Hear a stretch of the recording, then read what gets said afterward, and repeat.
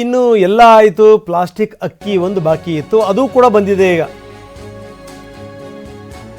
Plastic ಅಕ್ಕಿ ತಯಾರಿಸುವಷ್ಟು ದರಿದ್ರತನ ಬಂದಿದೆಯಾ?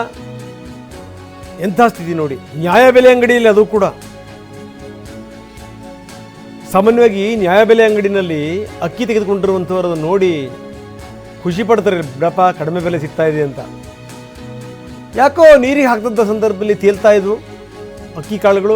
ಹಿಂಗಾಗಕ್ಕೂ ಸಾಧ್ಯನಾ ಅಂತ ನೋಡಿದ್ರು ಆವಾಗ ಗೊತ್ತಾಯಿತು ಪ್ಲಾಸ್ಟಿಕ್ ಅಕ್ಕಿ ಇದು. 50 kgನಲ್ಲಿ ಅರ್ಧಕ್ಕರ್ಧ ಪ್ಲಾಸ್ಟಿಕ್ ಅಕ್ಕಿ ಇದೆ ಅಂತೆ. ಎಂಥ ಕರ್ಮ ನೋಡಿ ಇದು. ನಿಜಕ್ಕೂ ಸರ್ಕಾರ ಇದಕ್ಕೆ ಸಂಬಂಧಪಟ್ಟಂಗೆ ಜಾಗೃತಿ ವಹಿಸಬೇಕು. ಯಾಕಂದ್ರೆ ನೆಗ್ಲೆಕ್ಟ್ ಮಾಡಬಾರ್ದು ಈ ವಿಚಾರನ. ನೋಡ್ತಾ ಇದ್ದಾರೆ ಯಾರಾದರೂ ಈ ರೀತಿ ತಪ್ಪು ಮಾಡುವಂಥವ್ರು ಇದ್ರೆ ಮುಲಾಜಿಲ್ದೇ ಬೆಂಡೆತ್ತಬೇಕು. ಬರೀ ಏನು ಅಂದರೆ ಇತ್ತೀಚಿನ ದಿನಗಳಲ್ಲಿ ನಾವು ನೋಡ್ತಾ ಇದ್ದೀವಿ, ಪ್ಲಾಸ್ಟಿಕ್ ಲೋಟದಗಳಲ್ಲೂ ಕೂಡ ನೀರು ಕುಡಿಬಾರ್ದು, ಎಡವಟ್ಟಾಗುತ್ತೆ ಅಂತಾರೆ. ಬಿಸಿ ಬಿಸಿ ಪದಾರ್ಥಗಳನ್ನ ಹಾಕಬಾರ್ದು ಅಂತಾರೆ. ಅಂಥದ್ರಲ್ಲಿ ಅಕ್ಕಿನೇ ತಿಂದುಬಿಟ್ರೆ ಏನಾಗಬೇಕು?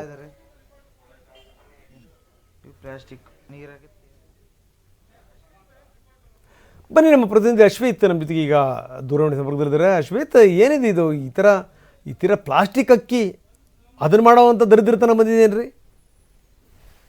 ಖಂಡಿತವಾಗ್ಲೂ ರಂಗನಾಥ್, ಇಂತಹದ್ದೇ ಈಗ ಪ್ರಶ್ನೆ ಎದ್ದಿರುವಂತದ್ದು. ಚಿಕ್ಕಮಗಳೂರು ಜಿಲ್ಲೆಯ ತರೀಕೆರೆ ತಾಲೂಕಿನಾದ್ಯಂತ 2 ದಿನದ ಹಿಂದೆ ನ್ಯಾಯಬೆಲೆ ಅಂಗಡಿಗಳಲ್ಲಿ ಅನ್ನಭಾಗ್ಯದ ಅಕ್ಕಿಗಳನ್ನ ಫಲಾನುಭವಿಗಳಿಗೆ ನೀಡಿರುವಂತದ್ದು.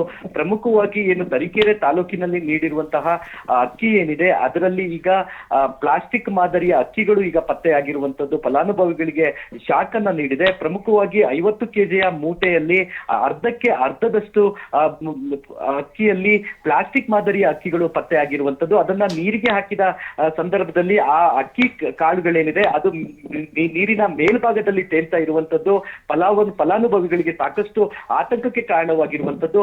ಏನು ತರೀಕೆರೆ ತಾಲೂಕಿನಾದ್ಯಂತ ಇಂತಹ ಅಕ್ಕಿಗಳು ವಿತರಣೆ ಮಾಡಲಾಗಿದೆ.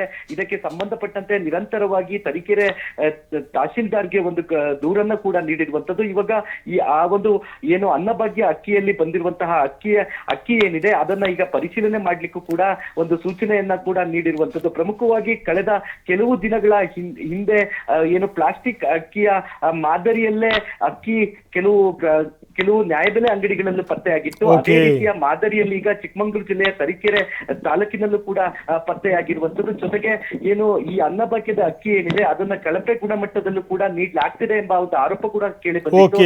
ಅದರ ಬೆನ್ನಲ್ಲೇ ಈ ಪ್ಲಾಸ್ಟಿಕ್ ಅಕ್ಕಿಯ ಮಾದರಿಯಲ್ಲಿ ಅಕ್ಕಿಗಳು ಪತ್ತೆಯಾಗಿರುವಂತದ್ದು ನಿಜಕ್ಕೂ ಗಾಬರಿಯನ್ನ ಮೂಡಿಸಿದೆ ರಂಗನಾಥ್. ಓಕೆ ಅಶ್ವೇತ್, ಧನ್ಯವಾದ ತಮ್ಮೆಲ್ಲ ಮಾಹಿತಿಗೆ.